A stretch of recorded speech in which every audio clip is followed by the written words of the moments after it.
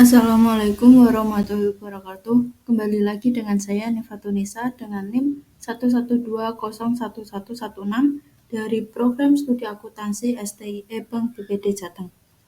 Pada kesempatan kali ini, saya akan berbagi mengenai pengujian data non-parametrik yang masih sama seperti video saya sebelumnya. Kali ini saya akan mencoba mengerjakan latihan 5 yang dimana terdapat 3 soal. Langsung saja kita mulai dari soal yang pertama, yaitu menguji apakah distribusi data nilai statistika dari 30 mahasiswa jurusan statistik normal atau tidak. Berikut adalah data nilai statistika dari 30 mahasiswa jurusan statistika sebagai berikut. Mahasiswa pertama memperoleh nilai 81, mahasiswa kedua memperoleh nilai 79, mahasiswa ketiga memperoleh nilai 66,67 dan mahasiswa yang terakhir atau yang ke-30 memperoleh nilai 73,33.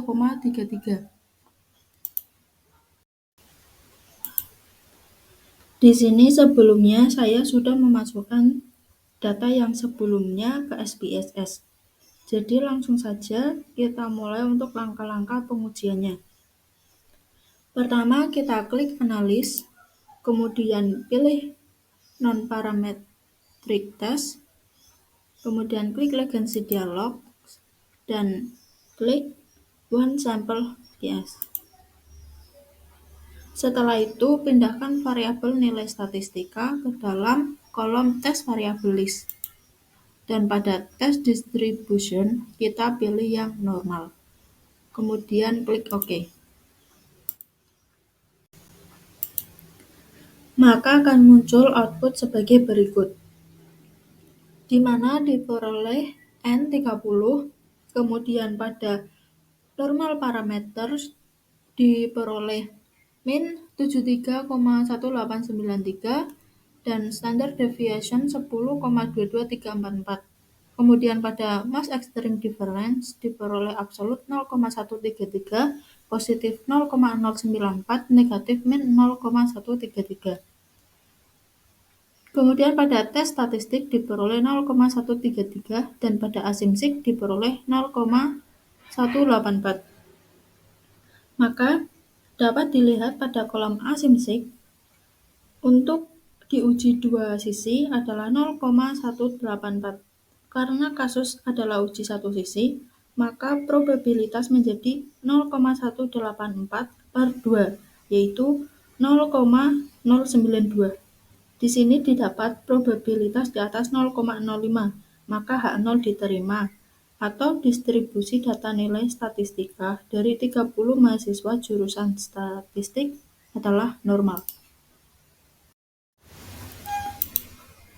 Soal kedua, yaitu seorang guru ingin mengetahui bagaimana respon siswa dalam belajar dengan memberikan 4 metode yang berbeda. Pada minggu pertama diberikan metode A, minggu kedua diberikan metode B, minggu ketiga diberikan metode C, dan minggu keempat diberikan metode D.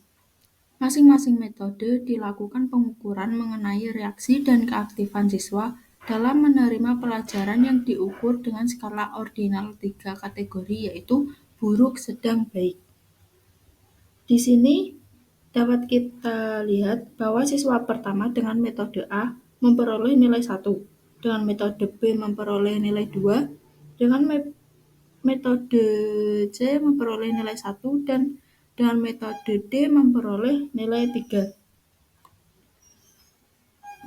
Dan untuk siswa terakhir, dengan metode A memperoleh nilai 2, dengan metode B memperoleh nilai 2, dengan metode C memperoleh nilai 3, dan dengan metode D memperoleh nilai 3. Langsung saja kita ke pengujian datanya. Yaitu pertama kita klik analis, kemudian pilih non-parametric test, kemudian klik legacy dialog, dan klik K related sample. Setelah itu masukkan variabel metode A, metode B, metode C, dan metode D ke dalam kolom tes variabel.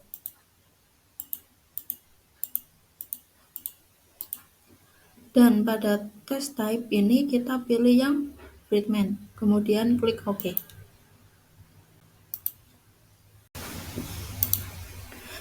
Maka akan keluar output seperti ini, di mana dapat kita lihat pada tabel ranks, metode A memperoleh min rank 2,03, kemudian metode B memperoleh min rank 2,83, metode C memperoleh 2,28, metode D memperoleh 2,88.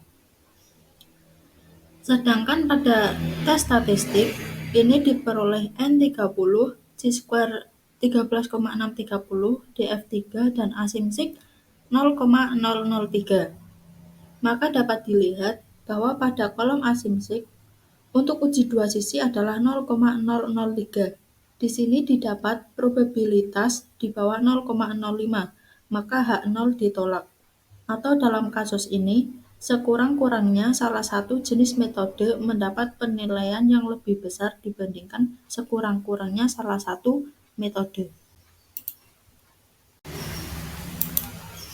Soal ketiga, yaitu untuk menguji apakah obat kuat berpengaruh terhadap kekuatan seseorang berlari mengitari stadion. Sejumlah sukarelawan mengitari stadion tanpa minum suplemen sebelumnya. Beberapa hari kemudian, sukarelawan yang sama dengan meminum obat kuat berlari mengitari stadion. Berikut adalah datanya. Sukarelawan pertama sebelumnya mendapat 5, kemudian mendapat 6. Sukarelawan kedua sebelumnya mendapat 5, kemudian mendapat 7. Dan sukarelawan yang terakhir sebelumnya mendapat 1, kemudian mendapat 8. Oke, langsung saja kita masuk ke langkah-langkah untuk pengujiannya. Pertama, kita klik analis seperti sebelumnya. Kemudian pilih non-parametric test dan klik latency dialog dan klik to related sample. Setelah itu, pindahkan variabel sebelum dan sesudah ke dalam kolom test pairs. Dan pada test type ini kita pilih yang Wilcoxon. Kemudian klik OK.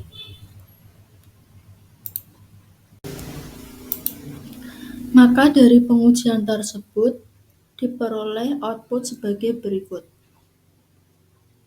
Dengan membandingkan statistik hitung dengan statistik tabel, pada statistik hitung, yaitu menghitung statistik uji Wilcoxon, dari output terlihat bahwa dari 10 data, ada 7 data yang mempunyai beda-beda negatif, dan 2 data mempunyai nilai positif. Dan ada 1 data yang sama. Dalam uji Wilcoxon, yang dipakai adalah jumlah beda-beda yang paling kecil. Karena itu, dalam kasus ini diambil beda-beda negatif yaitu 7. Dari angka ini didapat nilai uji Wilcoxon adalah 7. Sedangkan pada statistik tabel, dengan melihat tabel Wilcoxon, untuk N atau jumlah data adalah 10, uji satu sisi, dan tingkat signifikan 5%, maka didapat statistik Wilcoxon. Maka dapat dilihat bahwa pada kolom asimsik untuk diuji dua sisi adalah 0,064. Karena kasus adalah uji satu sisi, maka probabilitas menjadi 0,064 per 2, yaitu 0,032. Di sini didapat probabilitas di bawah 0,05, maka H0 ditolak, atau suplemen tersebut memang mempunyai efek yang nyata untuk meningkatkan kekuatan. Mungkin itu saja yang bisa saya sampaikan. Apabila ada salah kata ataupun salah dalam penjelasannya, saya mohon maaf. Terima kasih. Wassalamualaikum warahmatullahi wabarakatuh.